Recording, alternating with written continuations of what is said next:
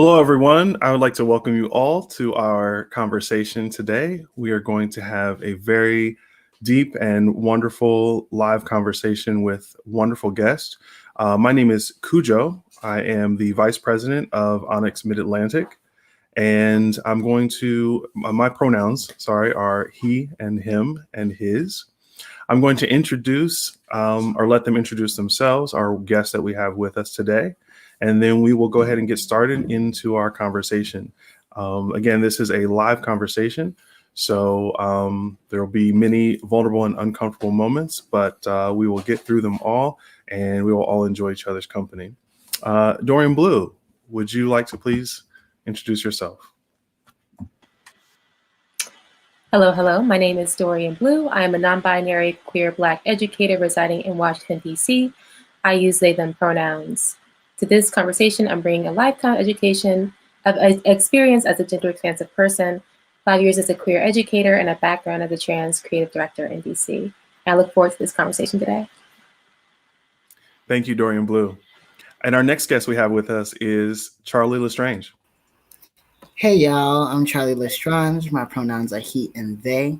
I am coming to y'all from Brooklyn, New York. I am a healer, a sex educator, and I'm coming to this conversation as a Black, queer, and transgender, transmasculine person. Someone who really cares about us learning more about ourselves, learning more about our bodies, our minds, and our spirits. I'm also a Reiki practitioner and psychic medium, so that is work that I do in addition to sex ed and helping people further understand like what gender and sexuality, how it shows up in their lives and how do they learn more about themselves through it. So really excited about this conversation today.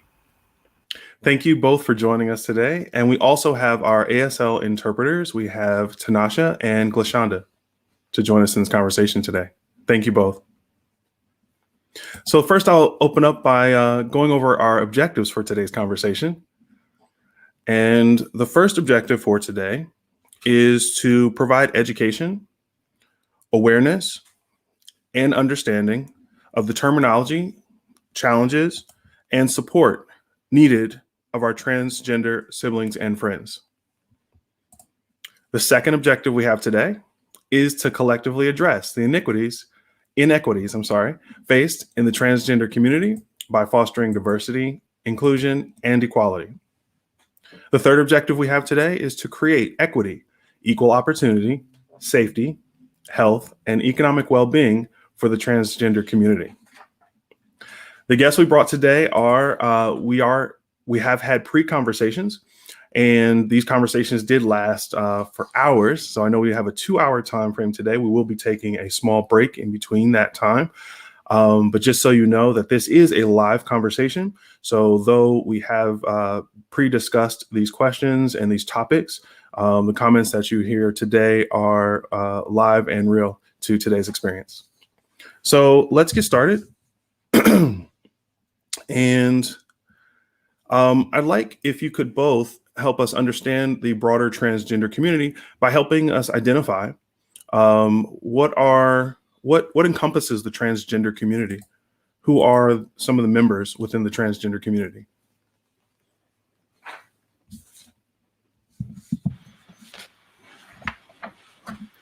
All right. So within the transgender community, we have folks who may identify as transmasculine and or as a trans man, as a trans woman, who may identify as non-binary, may identify as being a gender variant or gender expressive person. We have so many different identities, and it's not always connected to whether or not we transition. There are so many ways that gender expresses itself within the transgender community. Yeah.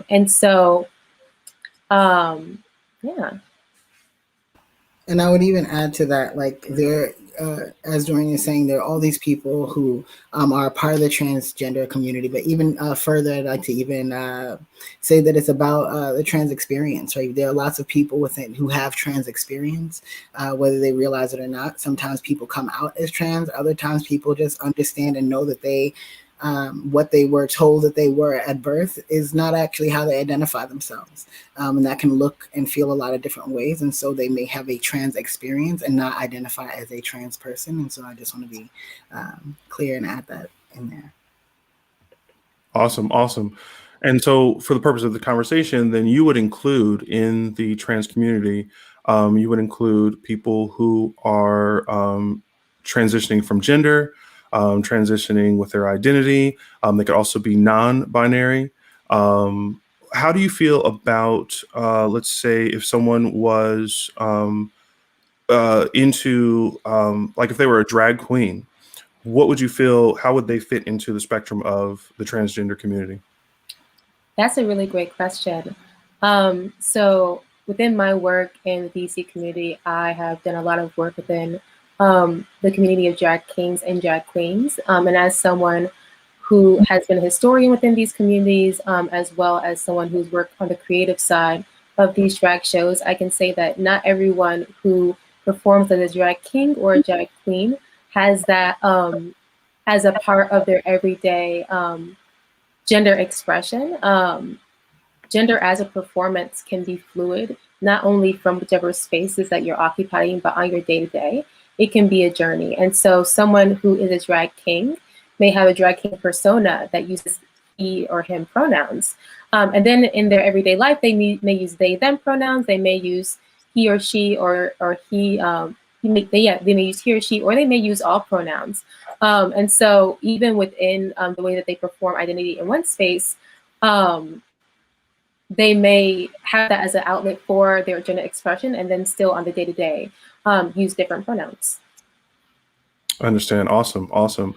So in terms of the conversation, I want to go over the basics of terminology. Charlie, could you please help us understand the differences between biological sex, gender identity, gender expression, gender presentation, and sexual orientation?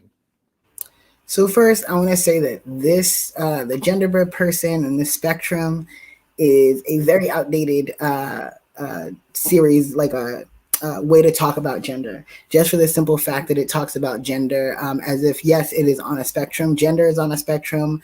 Your gender expression is on a spectrum, but also like you are the spectrum. And I think that that's important for folks to understand, is that these things are broken up so that we can understand, again, what we were assigned at birth and how we feel on the inside, your gender identity, how you identify yourself within your gender.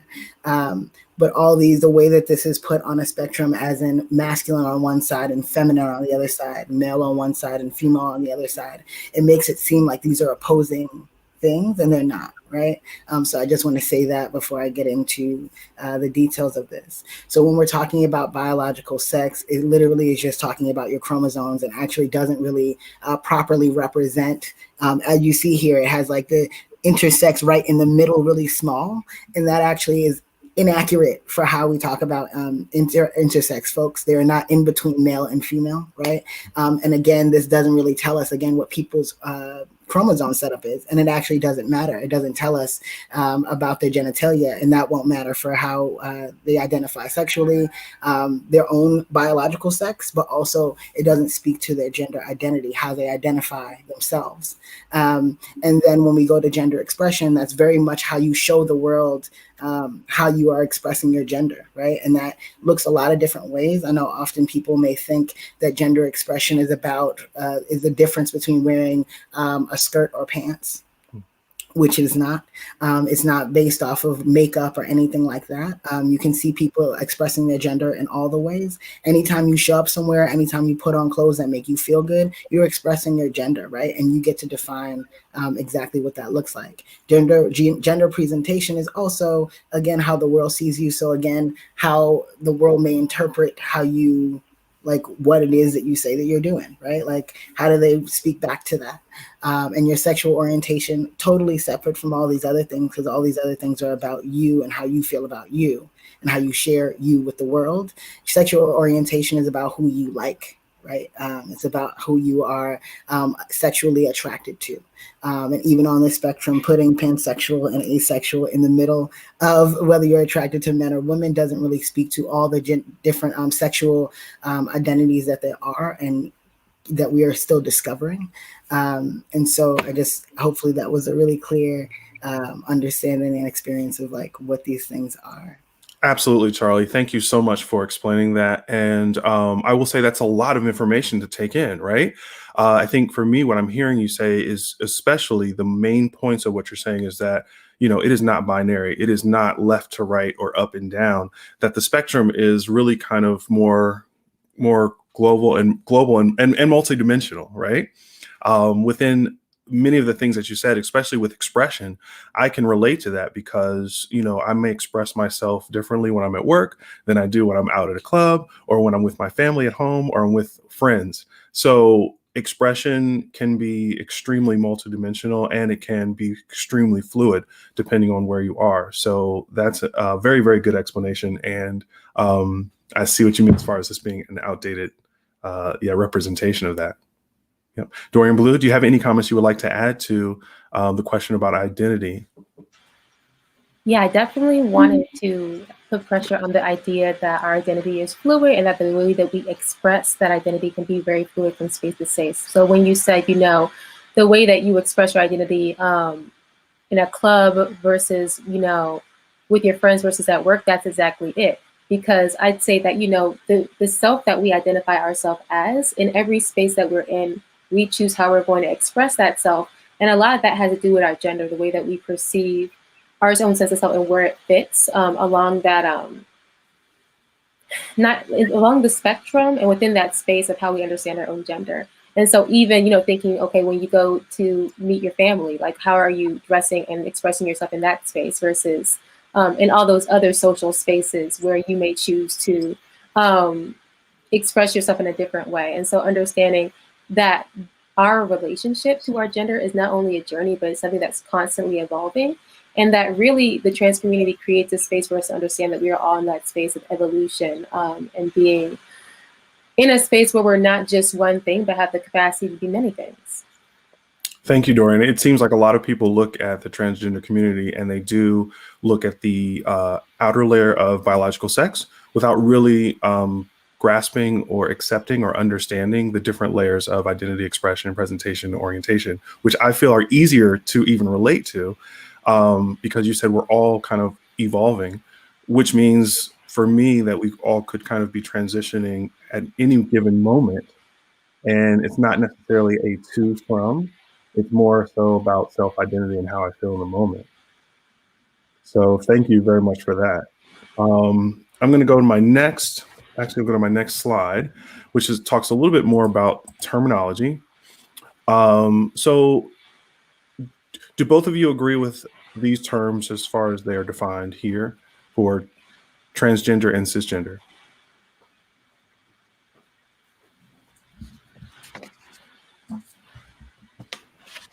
I mean, they're generally. I mean, they're going to miss the mark in some way, but like they're generally. Of course, they cannot encompass the entire gender community or cisgender community, but these are kind of the basics. I would definitely say, in terms of the term transgender, I would say that, the transgender community always holds space for non-binary and genderqueer folks.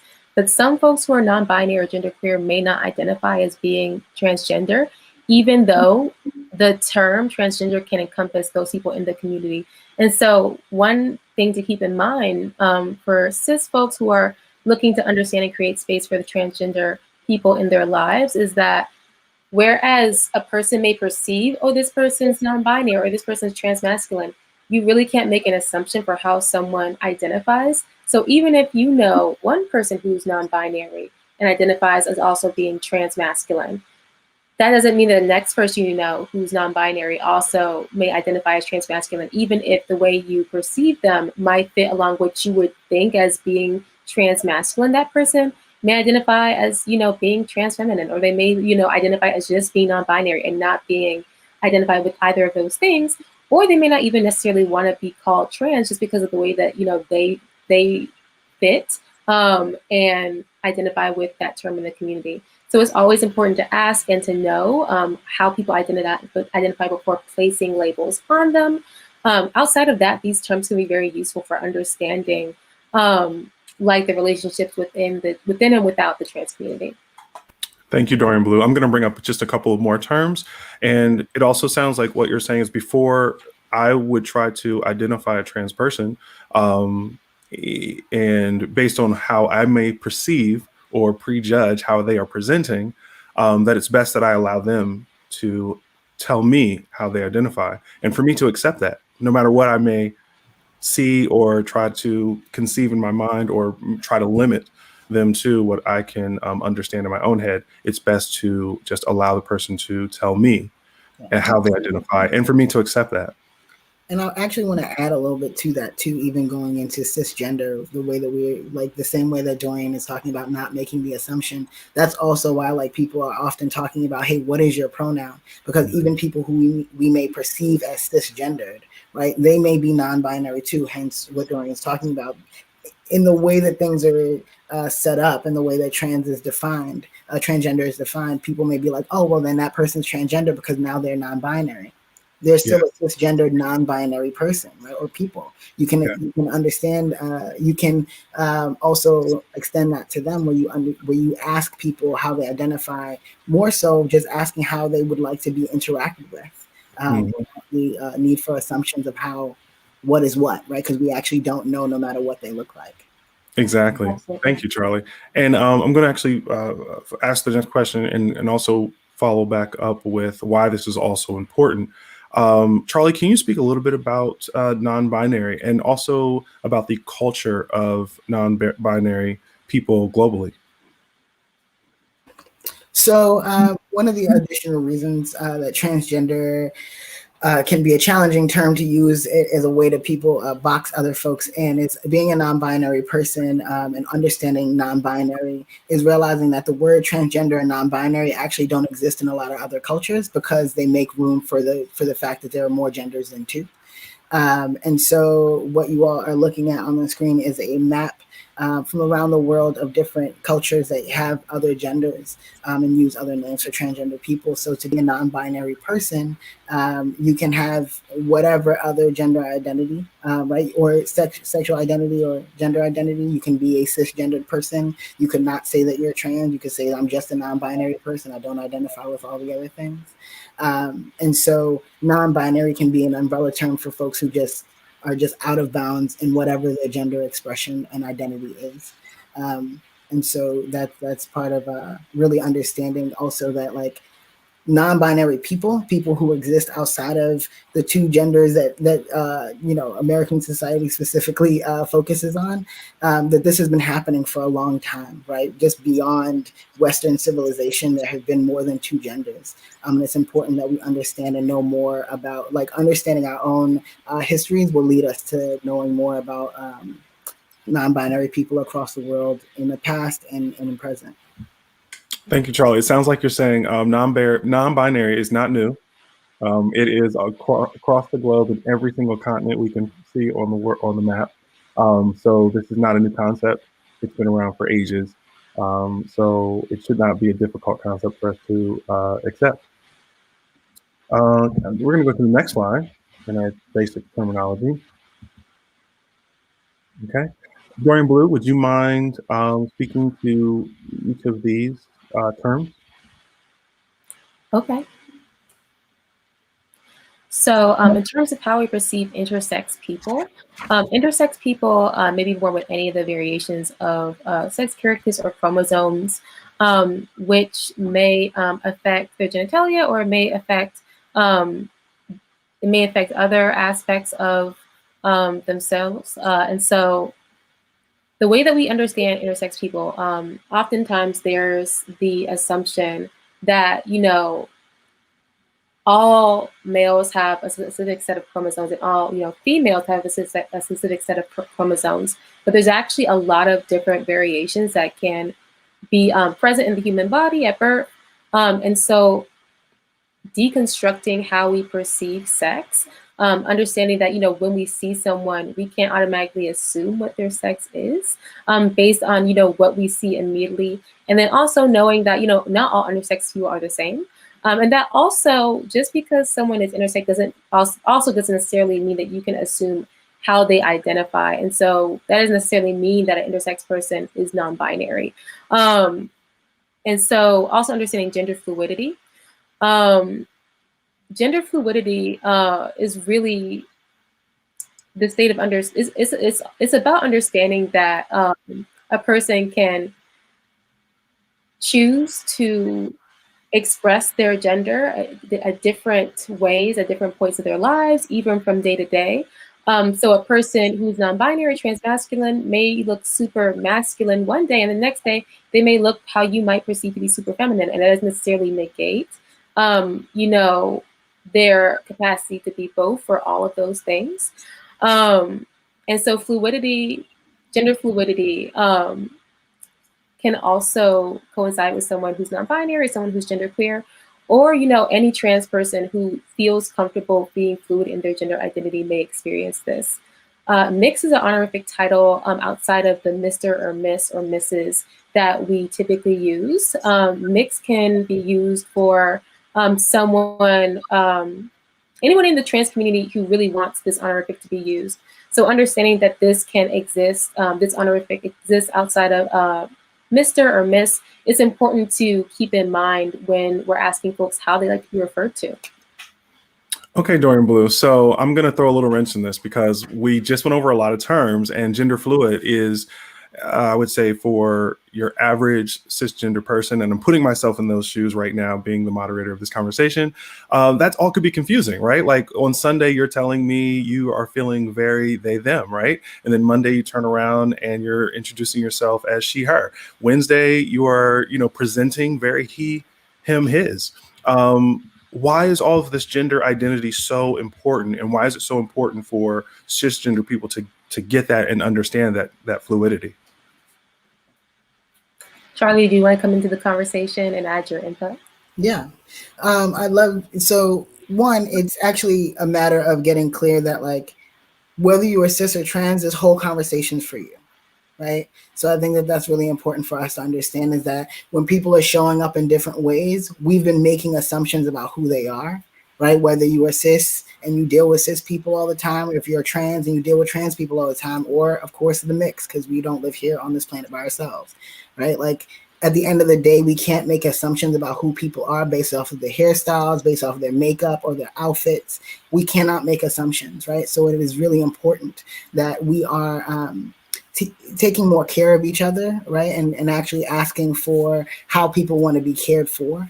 And knowing that if you do have trouble when somebody is changing, right, day by day, as we all are, but like even down to pronouns, if somebody's pronouns change daily, maybe that's part of the thing, is that you got to be prepared to, when you interact with this person, we got to keep asking this person like how they identify, right? And that can be uncomfortable for folks, but know that it's necessary. Even with cisgender people, again, they can also be non-binary, right? They can also, somebody who you may even assume is a cisgender person could actually be agender. Mm-hmm. You don't know, right? And so we really have to give each other that space to ask questions and really step into what it's like to be cared for and respected the way that we want and need to be. And Charlie, why do you think it is so difficult for the queer community to accept, to see trans people as anything other than just trans? Well, I think it's a challenging thing for most people. I wouldn't even limit it to the queer community. I think it's everybody. People have a hard time realizing that, like, we have been very undereducated around our gender and how to explore that, right? And what does it mean when we are changing all the time in all these different ways, right? And how do we address that? We're really new to this conversation around gender when it actually has to do with all of us and how we see ourselves, and therefore how we're relating back to the world. So I wouldn't even limit it to queer community, how they see us, because we're all in this together. I'm a queer person and I'm trans. So, you know, we're all in this conversation all the time together. Thank you. Absolutely. And so whereas like we may all have these spaces in our lives where we feel like we want to change our expression, the trans community is really about recognizing and celebrating those spaces of change, even when there are drastic changes that may make others uncomfortable. And so if you recognize that one day you want to do something different, I encourage you to lean into that as well, and to see where that takes you. Yeah. Both Dorian Blue and Charlie, it sounds like you are promoting not only gender fluidity, but also kind of just inclusiveness in a way that is very fluid. I think for cisgender people, we look at the trans community and we like to feel that you are transitioning from something to something. And that's kind of just the simple way that we look at it. Like, oh, okay, I look at the way this person is presenting. I see that they are transitioning from something to something, but we don't seem to incorporate and include all of the other options that they have. Gender fluid, demi-girl, demi-boy, trans queer, transgender, non-binary, gender non-conforming. There's a lot in there, and there's a lot of opportunity to choose and be fluid with how you're feeling at any moment. Right.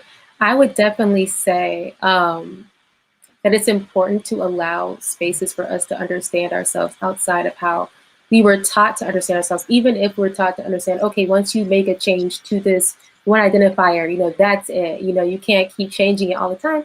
Well, within my gender journey, my journey with my identity and my gender, there have been times that I identified as trans masculine. There have been times where I use he, him pronouns. There have been times where I identified as agender or genderqueer. And for me, like understanding that the journey can be expansive and that I can be gender expansive helps me to also create more space to understand where other people need room for fluidity as well. So it's even about understanding that we all need space to grow and be fluid in our journey within ourselves, and giving folks the space and the grace to navigate that with ease. That's really, where it is at about for me. So that's why I really do press everyone to consider spaces where they would like to be more fluid, if that's something that, appeals to them. Because I think that when we create the space to understand this can be a thing, it creates a space for us to also allow others grace as they're within their journey. I think we all use more grace as we navigate those parts of ourselves. Okay. So I want to digest a little bit of everything that we're saying, because again, a lot of information, and I'm not going to be ignorant to the fact that I myself do not have a transgender experience. So there's a lot of information for me that is, it's a lot to take in as well. But what I'm hearing more than anything is just the respect of allowing someone to be who they are, and that I'm hearing a lot of ask instead of tell. So as opposed to me meeting you and trying to put you in a box, which is extremely limiting, I'm hearing a lot of just asking and asking you who you are, and not only asking, but then accepting what it is that you tell me. One of the analogies I use is when people introduce me with their name, it's very important that I hear their name and then pronounce their name back to them, because I feel like that's a very important moment, is, calling someone, identifying with them in the way that they introduce themselves. So I'm hearing a lot of that in this conversation, which is, yes, there are lots of options. There are lots of dimensions to the transgender community, but the biggest thing is just accepting who you introduce yourself as. Yeah, and I even going back to what you just said, I know that you said this a number of times of like, this is a lot of information and this can feel like hard. And that it's about asking, it's about being in a conversation, right? People are afraid to be in conversation and to get it wrong. And we want you to be in conversation with us and be in conversation with each other, right? Because as much as, again, we can talk about transgender community, this is an ask for people to have a better understanding of their own gender journey, so that they don't have to dig into ours as trans people to figure out stuff about them, right? Like, because sometimes, I'm snapping, Charlie. I'm snapping. Right? That's Often amazing. people are asking us about us, so that what does that mean about me, right? If you identify as a woman and you don't look like the same kind of woman I am, then what does that mean? It doesn't mean anything. It means that's the kind of woman you are, and this is the kind of woman I am. This is how I dress, and this is what I talk, how I talk about myself to other people, and this is how you talk about yourself to other people, and that being the conversation, right? And again, it's a conversation. So if you are a cisgendered person who has been really nervous about talking to trans people, asking us questions, know that means you might need to look into your own gender journey and be like, where have I changed from whoever I thought I was going to be, what I thought I was going to look like, how I've changed my facial hair, my hair on my head. All those things go into your gender journey and how you identify yourself. So we're asking for you to be in conversation with us. Thank you very much, Charlie. And I think we all need to kind of sit with that for a moment and ask ourselves, how many conversations are we having? We have transgender members within our organization, and I'm very comfortable talking with my trans siblings within our organization because they look somewhat like me. We have an intersection in leather or whatnot that we can, talk about. I don't have a lot of trans friends who look like you, Charlie, or a lot of trans friends who look like you, Dorian Blue.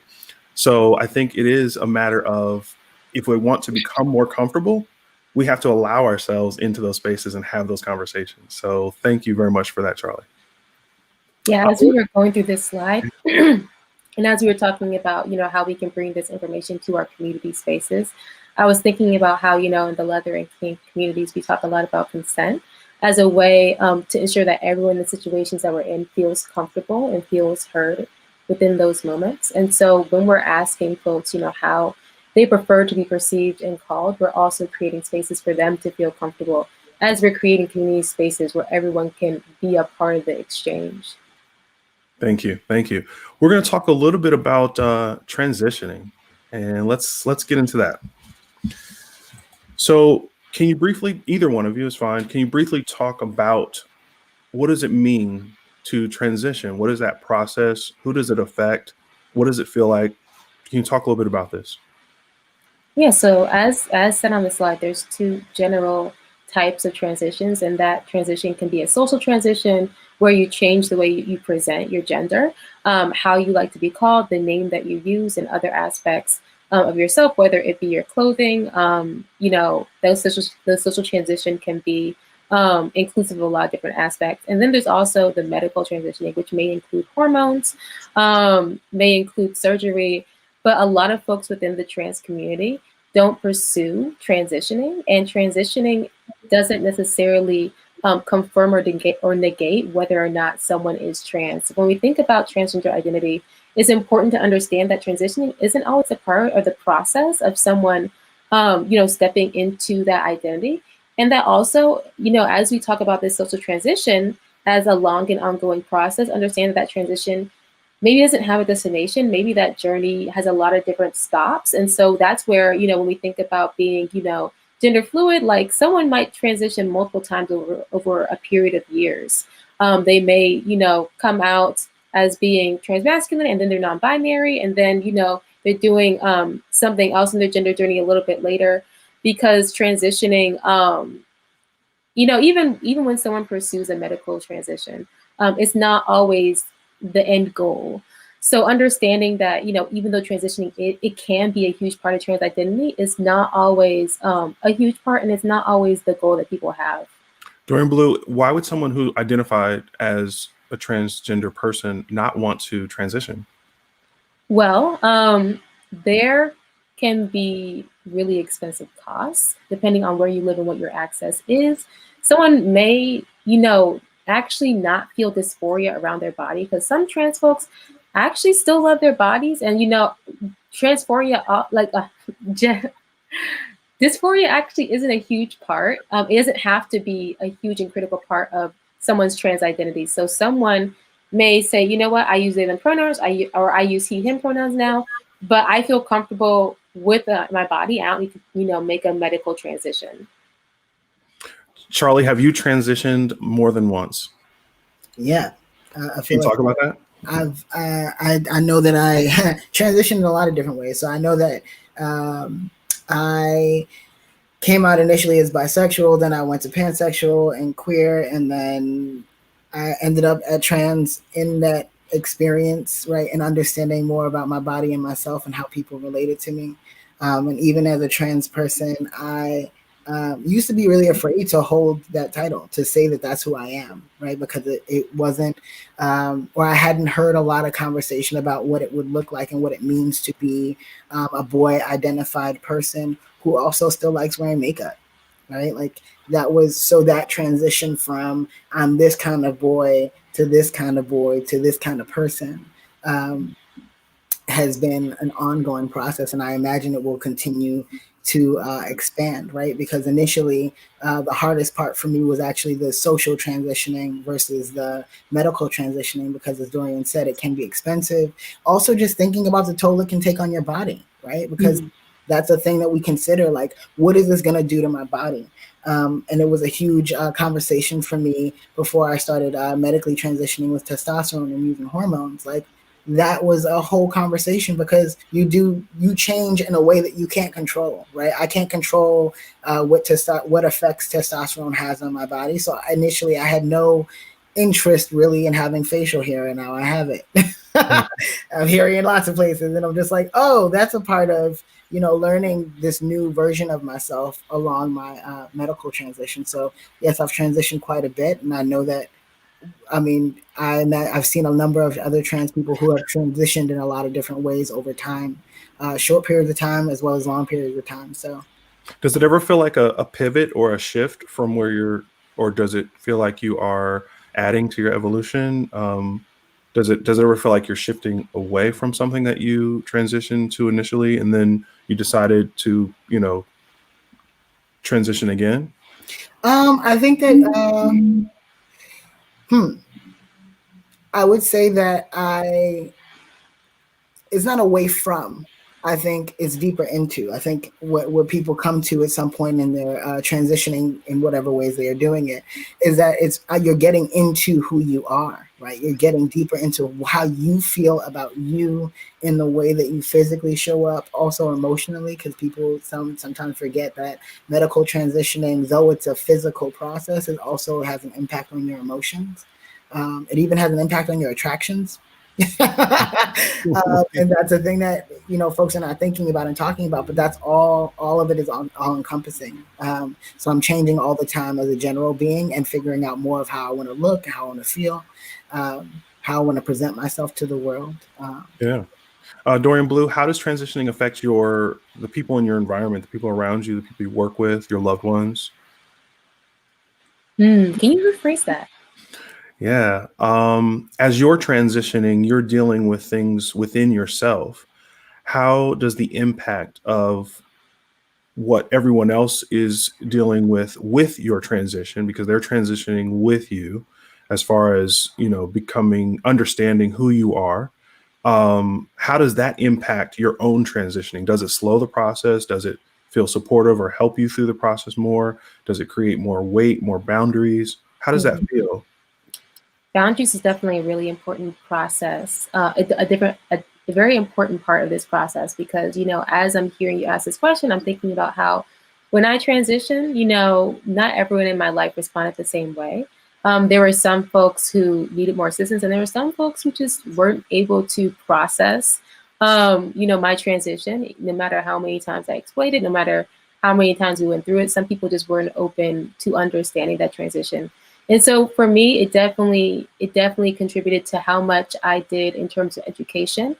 You know, in the first few years after I transitioned, I did a lot as an educator, speaking on radio, television, doing local campaigns, because I was very, very focused on making the information as accessible as possible, and making sure that, you know, with the people in my life, I could accurately tell them and ask and explain to them answers to their questions, you know, so that I could, you know, be a part of the educational process.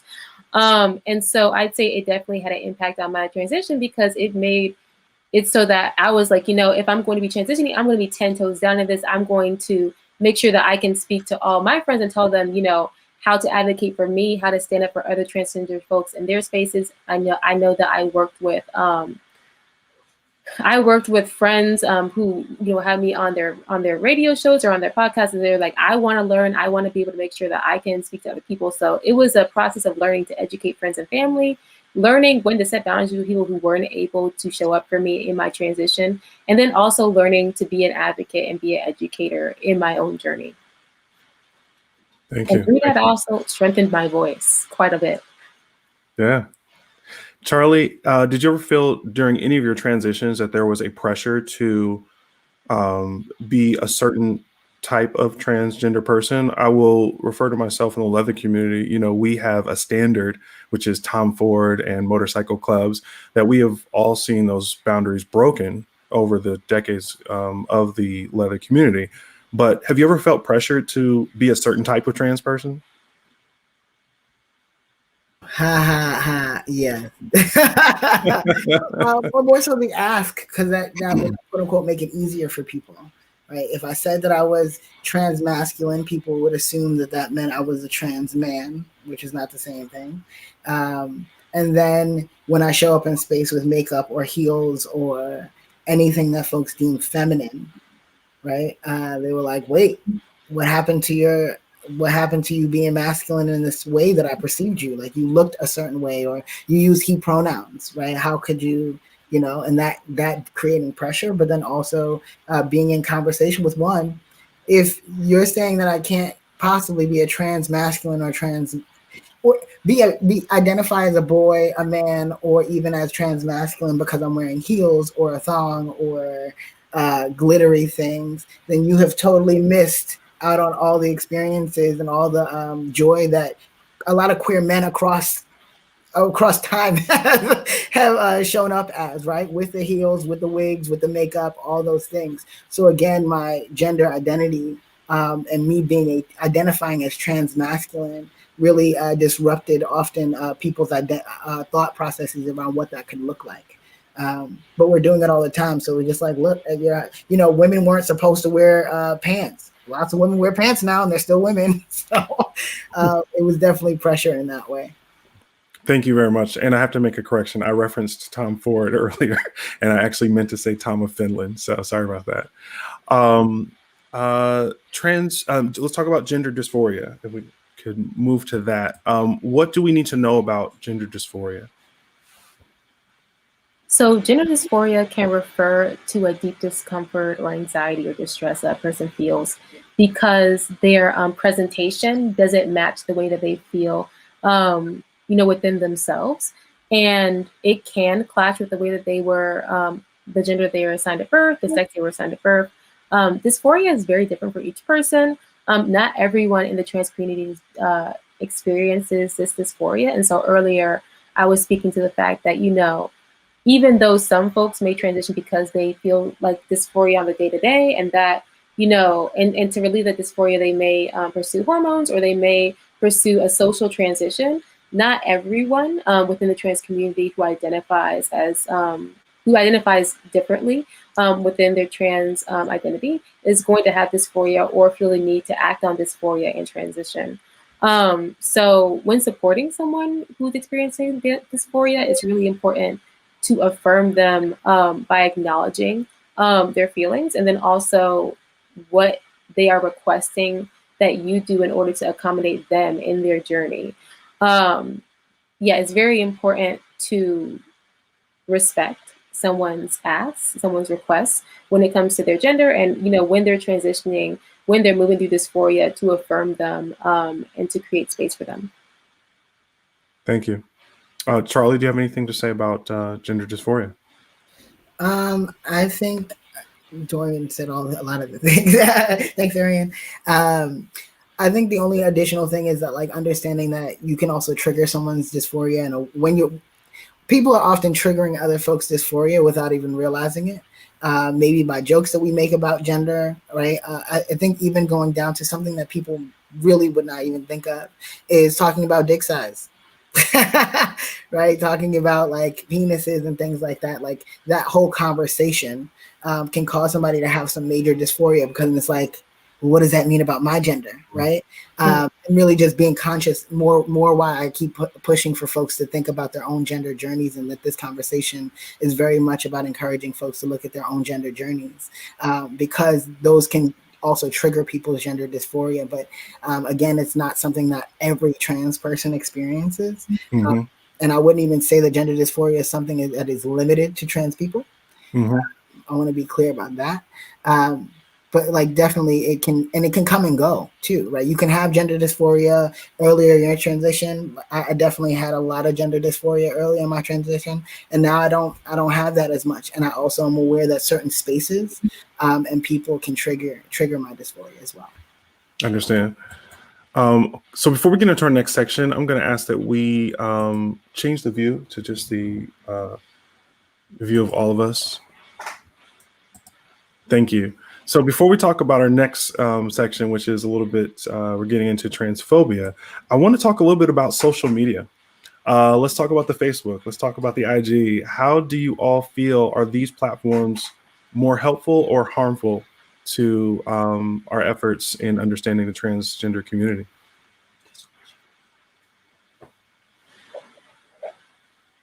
That's an interesting question. I think it depends on who you're following and what conversations that you are participating in. There's a lot of educators who do work to share helpful graphics and information on trans identity and that whole process through social media. And then there's a lot of folks who spread misinformation and hatred. And so it really is important to use discernment when, when following folks and, seeking information online. And anytime that you are following an educator, anytime that you're engaging in a text or in a resource, do your background research on that as well. Because some folks do spread information, some folks aren't speaking from a space of being super knowledgeable and open-minded. So it can be helpful, and it can also, be harmful depending on what tools you're using and who you're following. When you're looking at things online, you're looking at comments, let's say on Facebook or IG.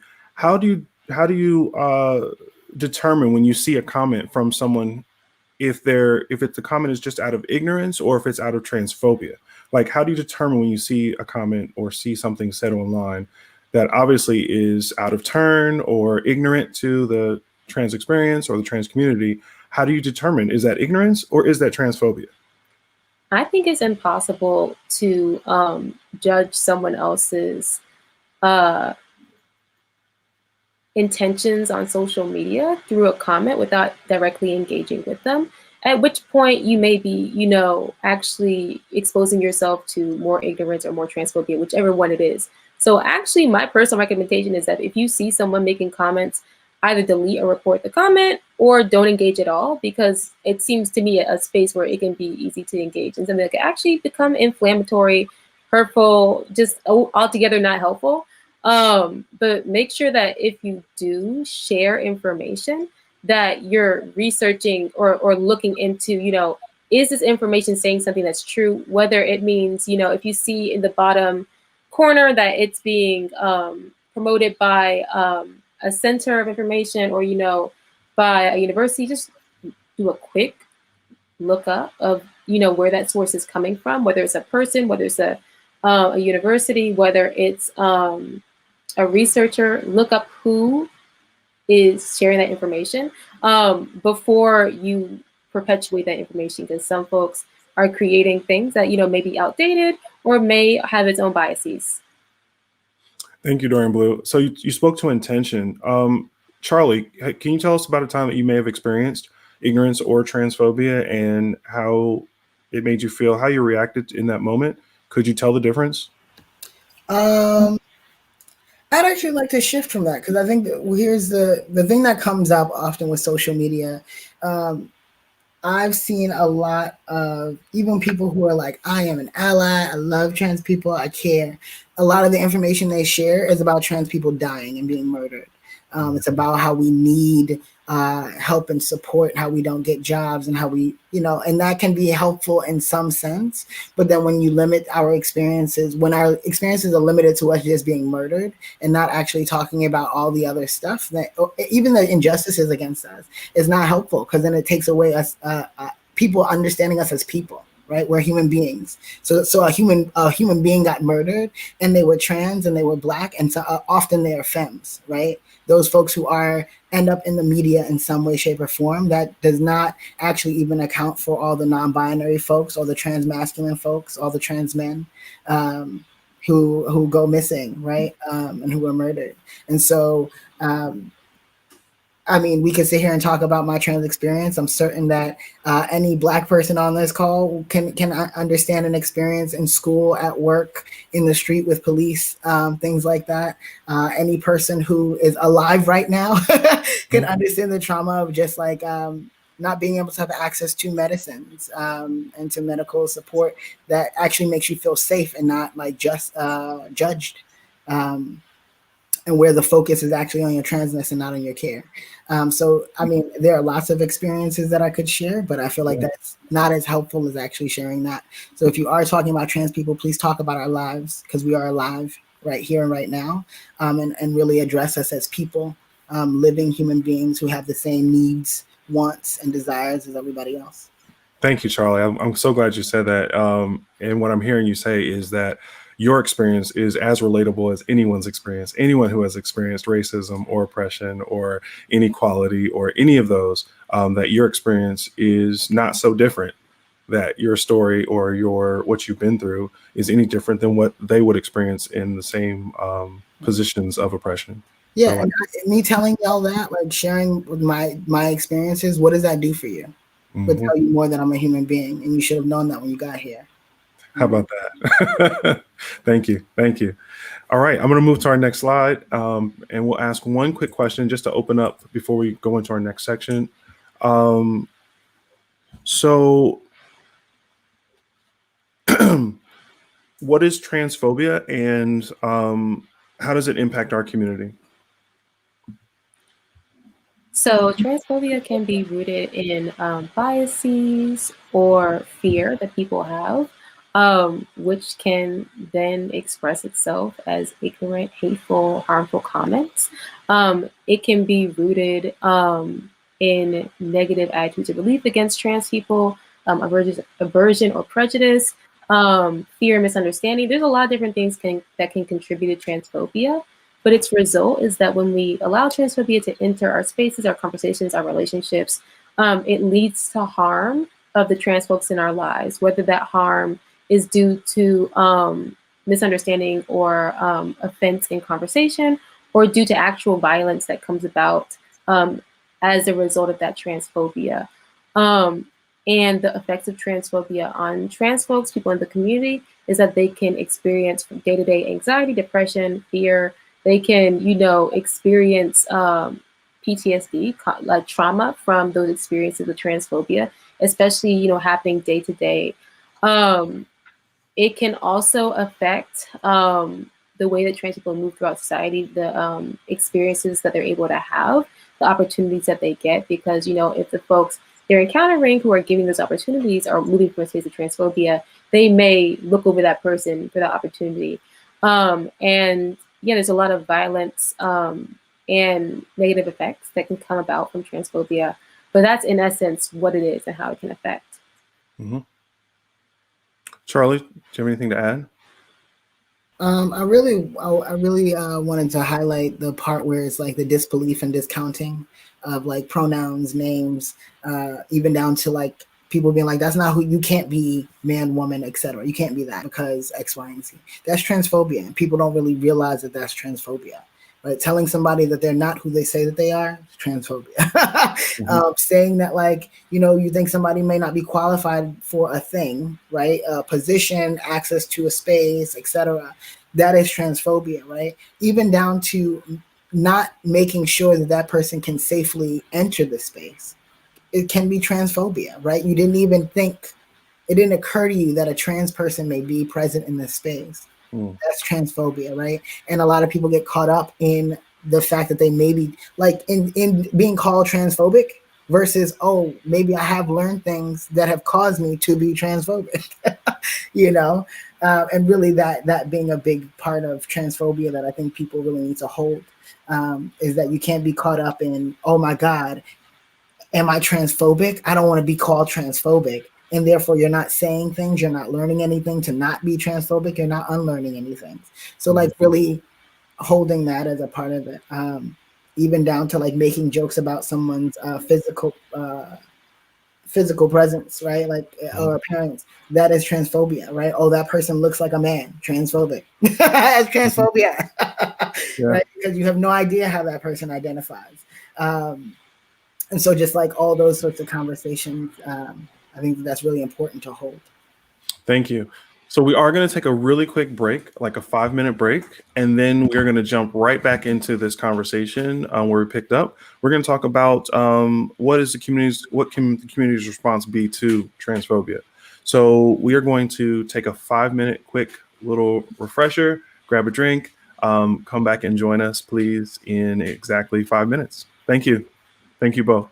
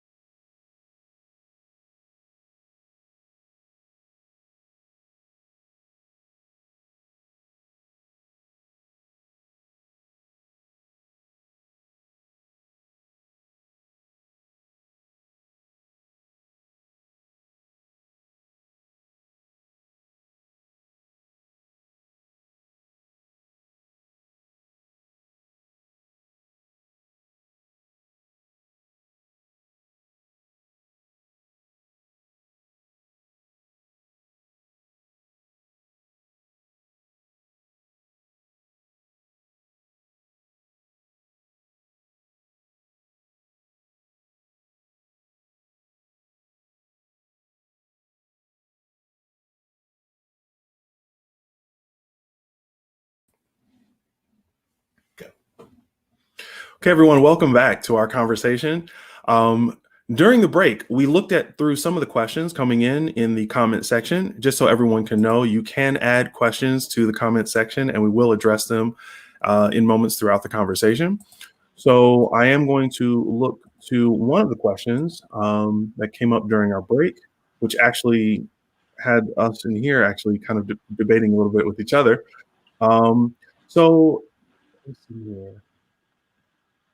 The question came from Don. Thank you, Don. And he basically just says, hey, is it up to us to ask or is it up to them to tell? We brought up a scenario where we're saying, hey, we're in an ONYX event. We're at a bar night and someone comes in who we of course want it to be a very inclusive space. So is it up to us to introduce ourselves? Like, hi, I'm Kudjo. My pronouns are he, him, and his. Who are you?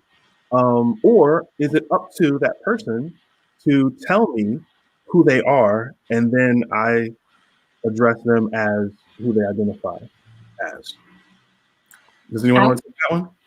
I would say it's really important to create spaces where people feel comfortable to volunteer that information, as well as creating spaces for people to speak up because you have also created that space. So on the one hand, introducing yourself and your pronouns creates space for everyone else to do that. And then also, allowing people to feel comfortable to volunteer. Hey, this is my name, I use they, them pronouns. I remember in the beginning of my journey, when I was still figuring everything out, I would feel really self-conscious in spaces where people were asking my pronouns. I didn't quite know yet, and so everyone's different. It may take folks a while before they know which pronouns they want to use or how they want to be identified as. So create those spaces for safety, but also don't pressure people and try to, just respect what it is that they want. And what it is that they're expressing that they want to be identified as. Yeah, is just the mention of my pronouns, does that in any way, because I don't consider that to be a transgender or cisgender thing to introduce myself using my pronouns, but is that a trigger there? Would that make someone feel like, oh, they're trying to identify me as a transgender person because they've introduced themselves using their pronouns? Is that comfortable? Is that uncomfortable? Or I would definitely say that you introducing yourself isn't projecting anything on anyone else in the room. You're expressing your own truth, which creates space for someone else to express their truth. Now, if you tried to introduce or, say of someone, oh, they like that person uses this pronoun, or, that's a man, or that's, a transmasculine person, at that point you are projecting onto someone else's identity, and you could trigger them in doing that. And so it's important to, create those spaces, sometimes by taking that step and creating space for everyone else to say their pronouns and, to open up that conversation and that knowledge in the room, but then don't ever project what you think someone else is in that space. Thank you, Dorian Blue. I have another question. I'm going to read that one really quickly. This one's coming in from Rodney. Would a person be considered transphobic if a person neglects to bring up transgender issues out of simply not knowing rather than malice and resistance? Well, I'm not sure. It sounds like there's a specific instance that you might be talking about. And that's part of the thing that comes up around transphobia. Again, people being concerned more about being called transphobic. What may be coming up for a person who might be like, that's transphobic that you don't know, is that literally you're not thinking about trans people outside of when we might be murdered and it comes across your screen, right? Yeah. And I'm thinking Dorian Blue spoke to that as well when they said that we cannot judge a person's intent, right? Like we don't know what's behind the comment. The comment could come from ignorance. It could come from malice or transphobia. We can't really judge that in that moment. Yeah, I would say to me, it seems hard to be able to tell whether someone's is speaking out of ignorance or whether they're actually being transphobic.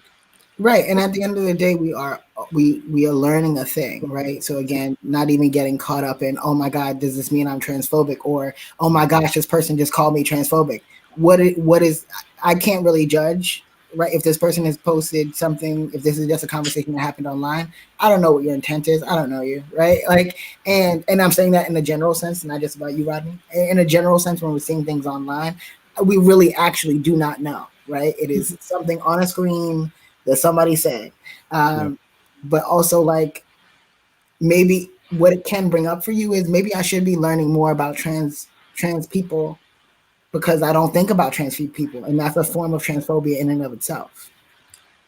But by not even seeing them, right? Not acknowledging. Yeah, I see that. So what's our response to transphobia be? When you see these things happening online, what should our response be? Accountability, conversation, engagement in some way, right? So like people tend to go to comments to seek information, like, well, these are the like how we're having this conversation here and there's a chat going on. People try to use Facebook in the same way, and that's not that's not the space for that, right? If you're seeking to learn more, the comment section is not really the place to do it, right? A lot of the time, unless there's like you're in a group and that's a space that where it's going on. But then when people try to have those conversations and somebody on someone's personal post, then it gets messy, because one, I don't know what your intent is.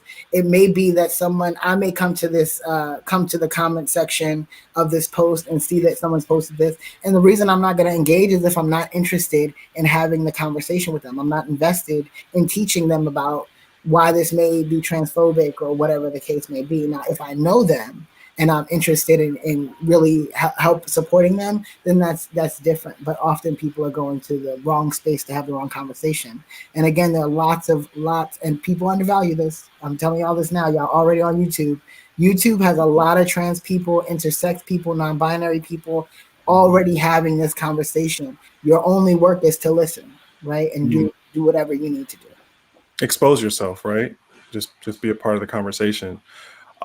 So yeah, as far as in response to transphobia, we've seen a lot of people's response. You said holding people accountable. You know, that could be done in many different ways. What I've seen a lot online is that if someone is identified as transphobic, that person is then canceled, dragged. We're bringing, pitchforks and flames and doing everything we can to, turn that person into an example. Is that what we mean by hold someone accountable? Like, what does that look like when you're saying let's hold them accountable? What are we doing? So accountability is a space where we allow folks to learn and to apologize for the hurts or actions that they've done in the past, and then actually make tangible changes so that they don't do that again in the future. Accountability is something that we want to use when we, are in a relationship with people who make mistakes, and instead of canceling them, which is often what we're doing, we're calling people out and we're telling them that, they messed up and not giving them that space to change. Instead of doing that, accountability is this space where we can work with someone who actually may want to know, like, what was it about it that I said was transphobic, is able to learn and be better in the future. And then accountability is the process through which that person can apologize and change their actions. So when we're, friends with someone on Facebook who's saying something hurtful, accountability can look like calling them in, letting them know what they did that was transphobic, and then giving them the chance to learn and do better and change.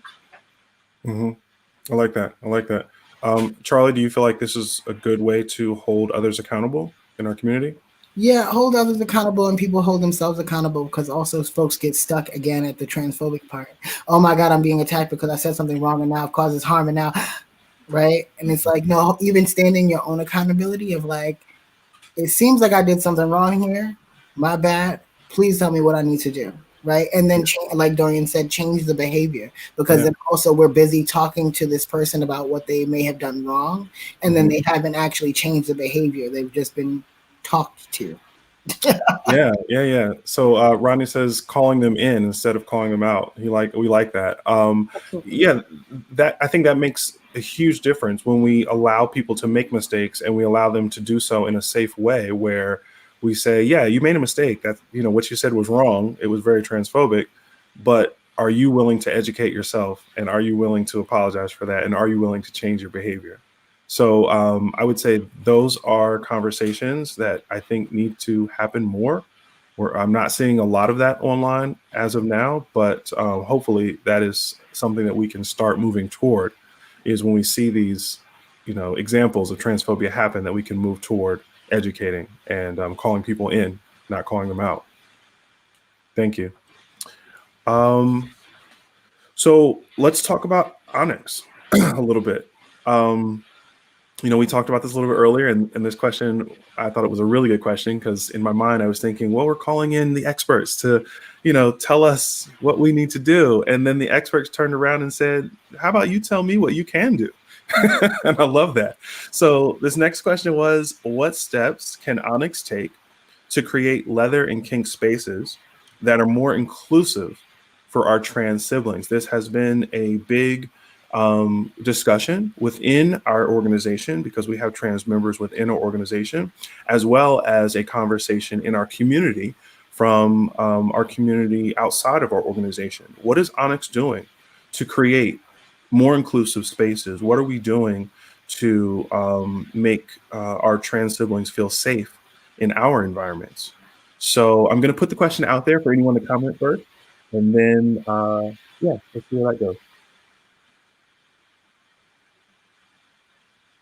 Either you, Dorian Blue, or Charlie, do you have any comments on what you feel ONYX can do to create more kink and safe spaces?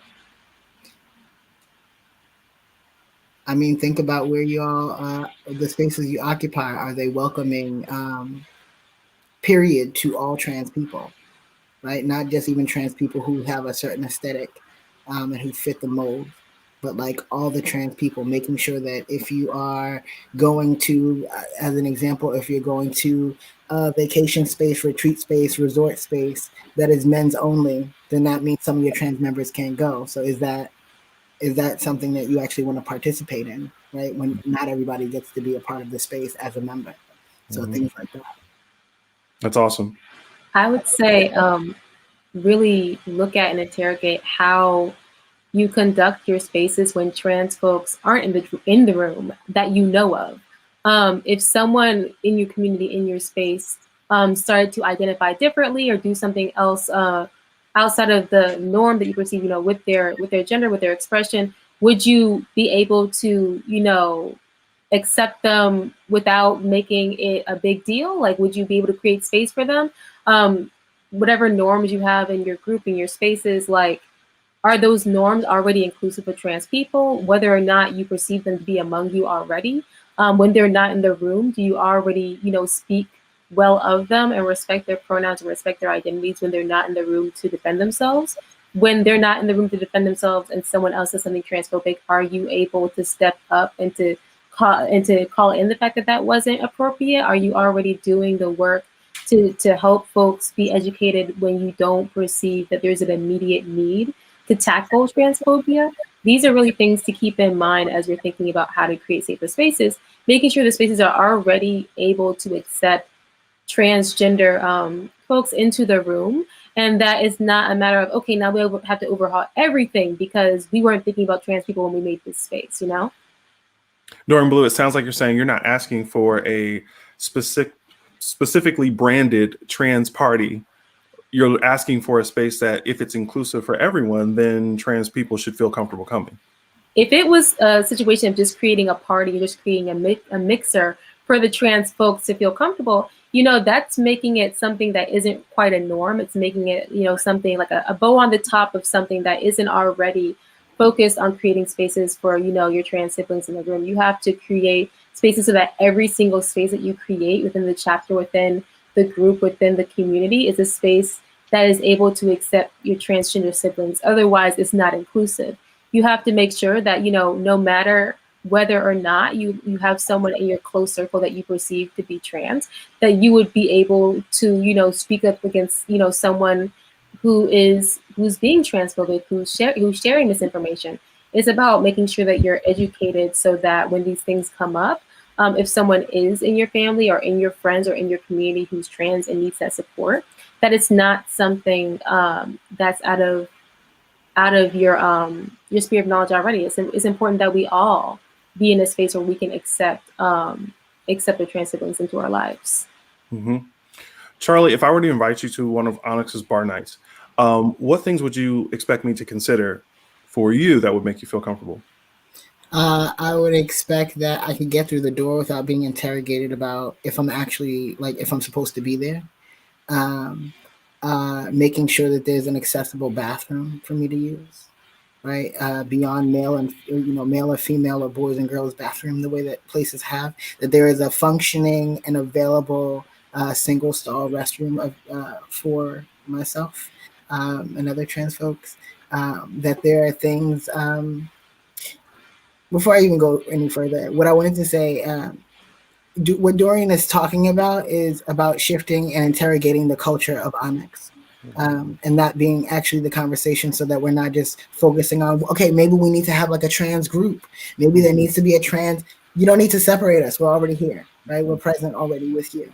And so it's a matter of interrogating the culture of ONYX to make sure that, maybe from the original conversation when ONYX Men was created, they weren't thinking about trans men. They weren't thinking about trans and non-binary people. Maybe that just wasn't part of the conversation. So maybe it's a matter of now, okay, how can we make sure that people are able to feel comfortable? So again, like making sure that there's a bathroom available. That's just making sure that people can use the bathroom. Making sure that there isn't a moment where I need to be concerned about someone touching me inappropriately because they think that I've had this happen, not at your event, but at another event where it was like, oh, but we're accepting of trans people, but it's predominantly cisgendered men. There's a different kind of culture of like physical interaction that people, when I end up in a space, they're like, oh, I can't just grab you or do this thing to you. Nope. No, you cannot. Right? Because of the conversation of even me being a smaller person, people, think, okay, we can just grab on the smaller person, right? So again, like that making it a safer space for me. And it also just being a space where I'm not concerned about how I look, right? How I physically look to people and thinking that would put me in danger of someone calling me out in some way because of how I physically look. Maybe even down to how I'm dressed, right? Yeah. In addition to physical presentation. So we as an organization, if we're going to create spaces that we want to be inclusive, then we need to take a hard look at our own culture within our organization and see what practices, what policies, what beliefs we have as a organization. And if we claim to be inclusive, we need to make sure that our policies and that our practices are in line with those beliefs of being inclusive. Therefore, if we're doing that automatically, you should be able to walk in the room and there'd be no question. Like you just said, where's the bathroom? Shouldn't be a question. Everything should be there. And I actually want to support with a slight change even in wording, right? Because it's not if you are, as you all are examining, right? Because that's why we're having this conversation. It's not a matter of if, right? You're not taking a guess at it, right? You're already here having this conversation. So this is how we do the thing, right? And as like you said, there are other trans people who are a part of ONYX. Whatever the things that they've said they need, that's what needs to be listened to and brought up to the conversation. Because as much as we are experts, right, we are not experts in their experience and in their situation, right? We are not officially a part of ONYX, though we bring our expertise. And I think that's always going to be the biggest thing. Go back to the trans people who are already there and let them tell you what they need and what they want. Because you're not adding them to the plate. They're already there. You have trans members. Thank you, Charlie and Dorian Blue. Yeah, you're exactly right. This is not an if conversation. This is an already happening conversation because not only are you welcome, but we have members within our organization that we also want to feel safe and welcome. So thank you very much for making that distinction. So can we talk a little bit about what environments make you feel at home and safe currently that you're in?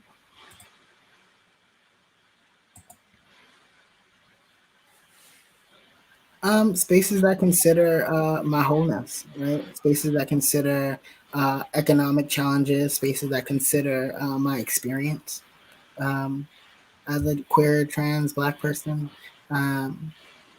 spaces that are just thinking about my mental, physical, and emotional health and well-being, and how just the world can be challenging walking around in this body. It can be challenging walking around in a world where femphobia is a real thing. People are bothered deeply by femininity, and no matter what your gender is, and how that can show up in a space. And so the spaces that understand that gender is fluid, right? It doesn't tell me really anything about feminine or masculine, but that can look a lot of different ways. Spaces that just allow me to be full and myself. Those are the spaces that I feel safest in, and that are willing to learn and change with me. You mentioned feeling and being yourself, and we discussed it before, and we recognize that we are all multidimensional. Dorian Blue, can you speak a little bit to, in addition to being in a space that makes you feel comfortable expressing yourself, how much does ethnicity, nationality, social status, how much do those things play into creating a space that makes you feel comfortable being yourself as well? Yeah, that's a really layered and complex question, and I'm glad that you're asking it. It's really important to create spaces, not only for people of various identities, but understand that people who are at the intersections of many identities often come into those spaces with their own unique experiences of harassment and prejudice that makes life harder for them. And so in the spaces that we create, we have to create accommodation for folks to not be coming in and then having to also be the educators, having to also be the advocates, having to do that extra work on their own behalves, just to exist in those spaces. So take some of the labor off of the people coming into those spaces who are already, within those minorities and within those intersecting identities, and create spaces for education and change outside of relying on those people to initiate it, to ask for it, to educate. It's about making sure that the people who are coming in of various intersecting identities have the space to also enjoy the community that they're coming into. Thank you. I'm just going to refer quickly to a few comments because they're coming in very quickly as we talk. A Black H says, love that. Aspiring to inclusivity should be the default. Thank you, A Black H. Tracy says, actually ask the brothers that are already here.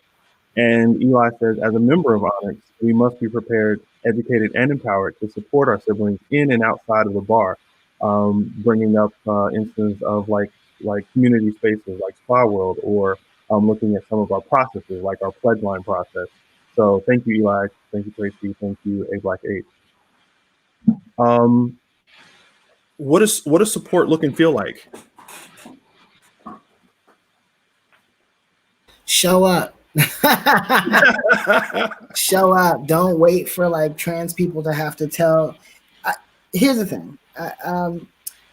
I've noticed that there are sometimes, and we've had this conversation in our prep for this, of like people getting really afraid to check themselves or check each other, right? Because, oh, but I'm cis, should I not say? Let me talk to my cis sibling right quick. Come here. Nope, yeah. Can't be like that, right? And really having that conversation, even when you don't know, yo, this didn't seem right, and I don't have all the information to like tell you why it's not right, but let's go look at some stuff because this wasn't okay, right? What was said, what may have been done, and people really holding each other better in that way, instead of waiting for a trans person to call them out or to get mad at them.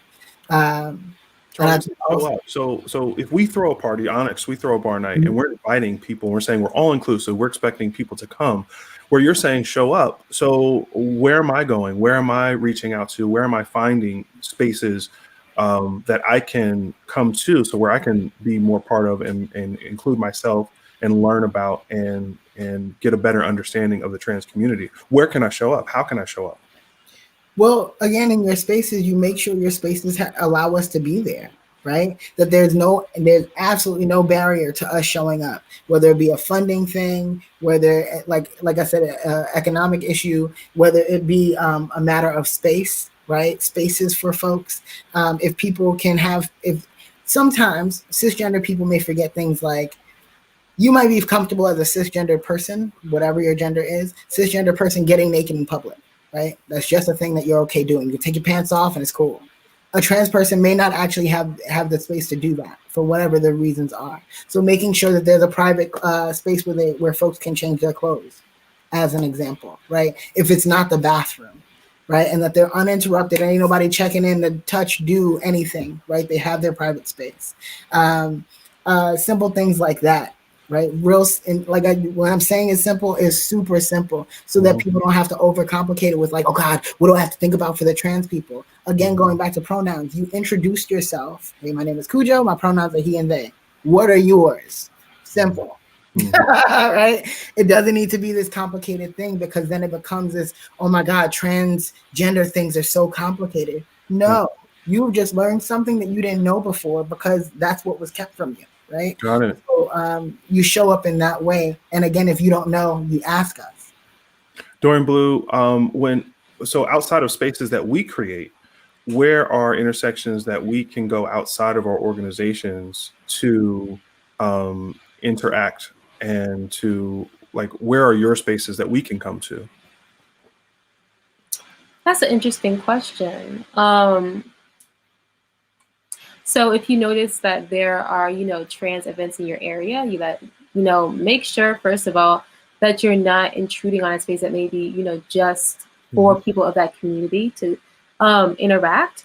But then also, if you notice that there's, trans event organizers in your city that, create really awesome events, and you want to collaborate with them to create something, reach out and make those intersections. If you're someone who's in the, the queer community, in the LGBTQIA community, and you see that, there's an event that's trans inclusive, that's an event where you can go to, kind of practice some of these things respectfully, as you were learning about, how to respect the identities of others, how to show up when you're in space with transgender siblings. You can go to those events that are trans inclusive. You can create events that are trans inclusive. And that's how, you can kind of begin at those intersections. Thank you. So, and just so you know, as you know, our organization, we do have members within our organization and chapters of our organization that are already doing those things and reaching out to the trans community, having these conversations and finding these intersections. But just for the purpose of this conversation, so that everyone on the conversation can also hear, I wanted them to understand just kind of how simple and easy it is to, find those places and to, involve yourself in a way that we can gain more knowledge. Yeah. So I want to go back to, again, we talked about, when offensive behaviors are expressed online, and we talked about corrective behavior by holding people accountable. What are some other areas that we can kind of bridge the gap between the queer community and the trans community, because we're all the same family. We're all supposedly in the same community, but there still seems to be a gap, a divide. What do you feel, as we're holding each other accountable, as we're trying to have these uncomfortable conversations, get to know each other better? What are some other things that we should be aware of that would help us to be able to have more conversations like this, and to be able to share space in a safe way? Was that a question specifically for Dorian, or was that a general? Just general. I would say something simple that people can forget about is actually know more about leather culture and the history of it, and maybe even the gender politics of it. That is where you definitely can start as folks who are a part of ONYX. Go ahead and actually understand the culture of those things, or the history of those spaces and those things, because what you'll find, Audre Lorde has a great article talking about BDSM and kink and how they are deeply connected to the power struggles that we already experience, right? The power oppression that we experience. And so it's important to, once you understand that part, you'll probably also see a lot of the connections and how it may show up in your spaces. And so that is definitely a place to start if you are looking for anywhere that's not gender specific, that can lead you exactly to this spot. Mm-hmm. Understand. Dorian Blue, do you have any comments about where we can create more space for us to get to have these conversations and safe spaces where we can gather together. I think a lot of it has already been said. I'm sorry? I think a lot of it has already been said. Okay. In terms of, in terms of reaching out and creating new spaces, digital spaces, and, when it's safe to do so, in-person spaces where these connections can be had, all of the ingredients have already been laid out on the table. This has been a long and detailed conversation. And so at this point, it's about picking the tools we want to bring as we are creating this meal together. Got it. So if I did an online house party and invited you, you're saying that you would certainly show up and party with us and have a good time. I'd want to make sure that in the beginning of the event, we are making sure that, no transphobia is allowed and that that's being expressed, and that there's a culture of people asking pronouns, respecting pronouns, and a culture where I can show up as a genderqueer person. And as long as I know all those things are possible and that they're happening, then yeah, I'll show up and have a great time in that digital space. Awesome. Charlie, can you speak to a little bit about allyship? Allies, when people say that, we're an ally of the transgender community, I'm an ally. Can you speak a little bit to what does that sound like to you? What does that feel like to you? What does that term mean to you? You want to be a savior. That's what it means, that you want to be the one to save, and it's about you and your ego and not about the people who you're talking about protecting. I don't like allyship. I think it's super funny when people ask me about allyship in any space that I'm in. I don't like allyship because it distances folks from the actual purpose of what the intention is, right? If you are showing up for people, then you're showing up for a person, and you don't need a special title to say that that's the person, that you are that person, right? You just show up, right? You make sure that they feel safe, right? And when things come up, if you don't understand, if you don't know, say that so we can have that conversation to get to the understanding, right? Doing your own research. Yes, call yourself an accomplice. Eli said that. I love that. Thank you. Yes, call yourself an accomplice, because we need accomplices. We need people to help us, not to save us. So you guys don't give out trophies for allies? Like I can't, sign up for, something I can do and become an ally? If somebody is next to me and they call themselves an ally, we're not friends. The only people who are, handing out trophies for allyships are other allies, and I would say that if you have the resources to be handing out trophies, consider making awards and opportunities for trans folks within your community instead of handing out to people who already have the access and then also aren't in those communities. Just make sure you're allocating those resources properly. Love it. Awesome. Okay, so yeah, that covers allyship.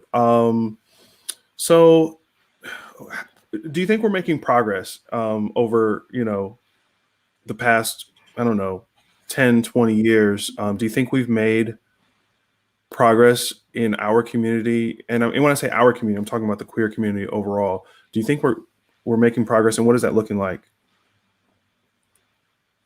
I'd say that I've seen a lot of progress in terms of how the queer community has been portrayed and how, access to tools have been made available over the last 10 to 20 years.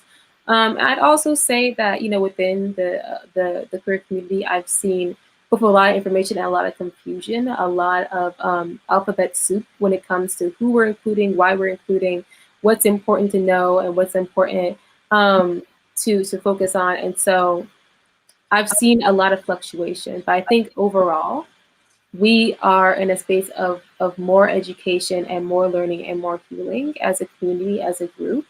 There's still a long way to go in terms of actually listening to trans voices and uplifting those, because I'd say within the queer community, I've definitely seen a pattern of sometimes, bringing folks to the forefront who aren't of those identities and expecting them to speak on, everyone that in their community that they're not in. Or, only taking one token, trans person, one token gay person, and allowing them to speak for everyone in the community, whether or not they share that identity. We have to be sure that we are, creating platforms for people of those identities, and that we're not relying on the same one or two people to do all the talking and all the work, that we are making sure that we're allocating the resources when we do have them, and that we're being inclusive in all ways, including, when we're creating opportunities, when we're creating awards and projects, and if there's grants involved, there's money involved, making sure that those opportunities can also be allocated to the transgender siblings in the community. Thank you. Charlie, do you have any comment on that? I mean, not really, because I honestly, again, that goes back to why I didn't want to answer that question about like my experiences and what has not gone well, because people are often seem very confused as to how do I help trans people? Like, what am I supposed to do? Mm-hmm. What do you know of us? People often are murdering us for existing. So talk to the people who tend to be the ones murdering us. Right? Talk to the people who tend to keep us out of jobs and opportunities. And if you have the ability to make sure that we have jobs, places to live, grants, as Dorian said, like make sure that we have them, right? You don't even need the title of an ally for that. Yeah, yeah. And some of the things like you're saying, just showing up, there's a lot of conversation right now about current legislation that is very anti-trans legislation. And I'm speaking specifically to, children in sports and children's healthcare. So, if we consider ourselves wanting to do things that are helpful, we can take action. We can speak up, we can rally, and we can advocate in areas that we know that don't just benefit us, but that benefit our community as a whole.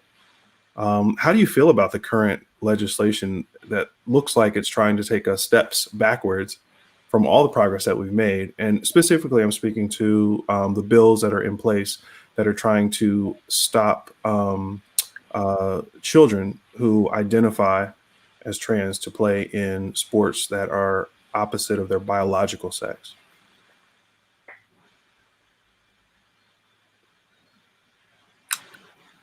Well, it's transphobia. And we should definitely make sure that when we have this space to contest or to challenge, such laws, that we do so, and that we are also, letting everyone around us know, with the right educational materials, why these laws are transphobic. Mm-hmm. And I'm not sure, I saw Charlie just dropped out, so I'm not sure if we can get him back. We'll work on that. And while we're working on bringing Charlie back in, Dorian Blue, I'm just going to ask you, what is it, we want to be hopeful as a community. Where do you see us going from here? I hope that, after this conversation, a lot of these thoughts can be put into practice, that I'll see more, trans inclusive spaces in ONYX and in all the rest of our queer communities, and that these conversations, can become actionable steps. Mm-hmm. Yeah, I feel the same way. I think that just from this conversation alone, that, within ONYX Mid-Atlantic, we'll be looking at a lot of our processes and a lot of our spaces and the plans that we do, and making sure that we are being inclusive and that we're including our trans members in that process, in the organization of these spaces and meetings, to make sure that we are creating safe spaces. So thank you for that. I saw Charlie for a moment, and then they left again. So just wanted to allow them to answer that same question, where they feel we could go. Charlie, there you are. Do we have you? Yeah, I'm back. Sorry. No problem at all. Just wanted to allow you the opportunity to answer that same question. So, where do you see us going from here? I mean, I see us being in a much better conversation with ourselves around gender identity, understanding more about other people, asking questions, having more uncomfortable conversations around it, and really engaging more deeply with one another. So I definitely see spaces becoming more inclusive just based off of that. Thank you. Thank you very much.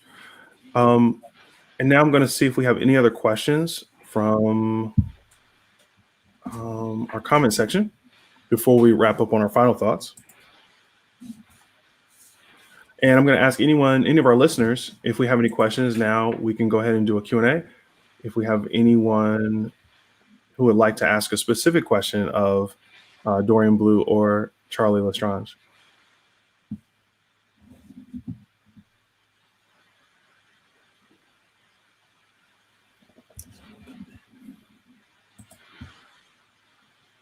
Okay.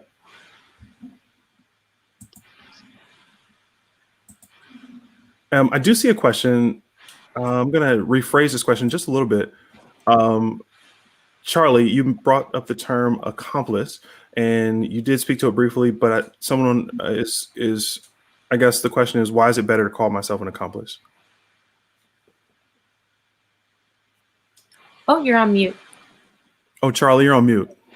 It's better to be an accomplice. Thank you so much. Better to be called an accomplice, because that means you're actually doing something and like doing your own work to shift the conversation, right? As the allyship often is like a badge, like you're exempt from committing any acts of harm, versus an accomplice who is willing to engage in whatever harm that they may have created and helping actively to support people and not creating that harm anymore, right? It's a matter of being intentional about unlearning and learning more. Got you. So allyship is beginning to feel more like a shield for someone who doesn't want to be under the same microscope, or doesn't want to also be accountable to the fact that they can also make a mistake, and they can also be wrong, and they can also educate themselves. They can also be learning. They can be in a process as well. Yeah, I think you're right. And I think a lot of people, cisgender people, try to use allyship as their shield to say, well, I can't be transphobic because I'm an ally. Right. When we all know, hey, we're all making mistakes all the time. So we're constantly learning all the time as well. So I like that term accomplice as well. And thank you for expanding on that a little bit more. Any other questions from our listeners and viewers?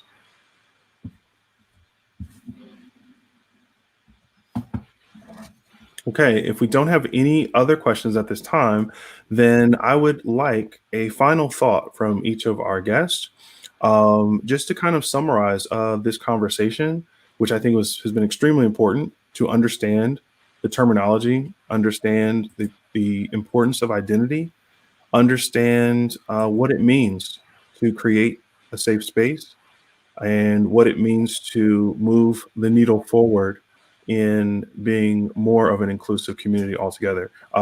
Could you each please give me your final thoughts?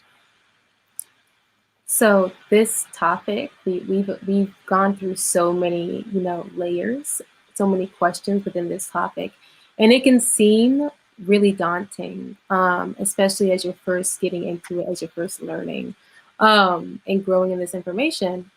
But it's always worth it to do that deep dive into the information. And I want to really encourage everyone to think outside of, oh, this is a lot of information, this is a lot to process, and just take it a step at a time. In terms of how you implement it in your everyday life, don't be afraid to dive deeper. And even if you don't get it the first time, even if you're still learning and you slip up sometimes, don't let that deter you as well. Don't be so afraid to make mistakes that you don't do the learning. Always tap into those educational resources, outside of trans folks in your life, in your community when you can, but also be willing to partner with folks in learning and becoming better in these areas. And know that, when you're on that process of learning and doing better and creating these spaces, you're lessening the transphobia in the world. You're creating spaces where your loved ones can feel more comfortable around you, even if they don't personally identify as trans. Creating these spaces creates, more places of connection in your life, places where you can understand where everyone else is coming from and have relationships where everyone can be their truest self. That's my final thought. Thank you. Thank you so much. Charlie. I would say thank y'all for being present for this. This is your first step in becoming an accomplice. And know that it doesn't, again, like Dorian said, it doesn't need to be this like super complicated thing where you're overwhelming yourself with a bunch of information and trying to get it right now. Do simple things like read books by trans people, right? All kinds of books, right? Fantasy books, sci-fi books, BDSM books, kinky books, erotica. read things by us, right? So that you also get to understand a bit more of our humanity, right? And learning more about gender and its fluidity. All of that information can be better digested when we're including it in our everyday lives. Know that transphobia doesn't just exist within ONYX, within yourself. Like, it exists everywhere, right? And so you have the opportunity at every moment to learn more about how to understand transness and understand gender and an expansive concept that is ever evolving and changing, and engage people to find out more about who they are, right? Without the assumption, knowing that it extends way beyond trans people. Even how do you ask people how they like to be cared for, and then listen. So that is my final Thank you. thought. Thank you both so much. Thank you for this conversation. If you would like to learn more about this topic, we are going to post all the slides that we've had on our website. You can find this at www.onyxma.com under our Teach and Education section of our website. I would like to say thank you both for coming into this conversation. Thank you so much for sharing. And I think one of the major things that I learned today and in this conversation and over the past month of getting to know both of you is just how similar we all are in our humanity, and how we are all evolving all the time, and how we are all in a sense transitioning. So and your experience is extremely relatable. So like you said, Charlie, you were like, I don't need to speak to my trauma. I don't need to speak to, specific events or specific things, because everything that I've gone through, most humans have gone through at some point in their life. So I really, really enjoy the fact that you highlight just all of our humanity. And I think that we as ONYX, as an organization, are able to really reflect on our own actions, reflect on things that we can do to make ourselves accomplices, and to help advance the community overall. So again, we do have a couple of places where you can go and get more education. You can go to our youtube.com channel, youtube.com/ONYXmen. And also, again, of course, our website, www.onyxma.com. All right. Thank you both again for this conversation. This will not be the last. I'm hoping that we can reach out to you both for future references. And again, we thank you so much for joining us. And also, we'd like to thank our interpreters today, Tanasha and Glashanda. Thank you so much for joining us. And again, we thank you. And please, we ask that you look out for more teaches and educational sessions from ONYX MA in the future. Thank you, everyone. Take care. Have a great day.